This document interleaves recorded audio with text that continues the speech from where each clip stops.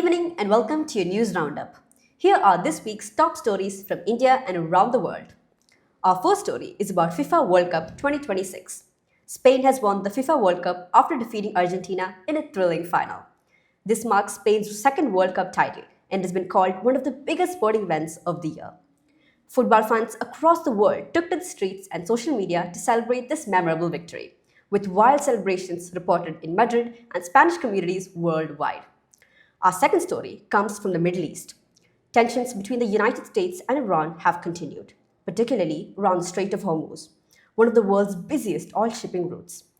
The United Nations and several international organizations have expressed concern over recent attacks on commercial vessels in the region and have appealed for calm.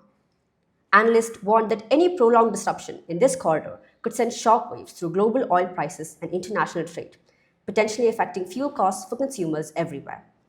Our third story is about Gaza. The humanitarian situation in Gaza remains serious.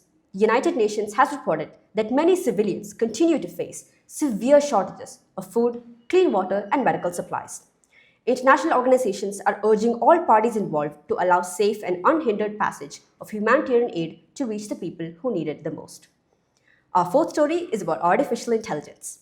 A new United Nations report has warned that while artificial intelligence is opening up many opportunities, it could also widen the skills gap among young people if countries fail to invest adequately in education and digital training. Experts are stressing that preparing students with future-ready skills is becoming more urgent than ever, and as automation reshapes job markets worldwide. Our next story. India launched Vikram 1, its first private sector rocket, a milestone for India's space industry. Kerala's Operation Tufan, a state anti-drug abuse crackdown, got national attention as a featured current affairs topic, highlighting Kerala's ongoing fight against drug trafficking. Now, an important update within India. Protests continue in the national capital of Delhi and in Ladakh over long-standing demands for statehood and constitutional safeguards for the region. Environmentalist and educator Sonam Wangchuk, widely known for his work in education reform and sustainable innovation in Ladakh, has once again been at the center of the movement.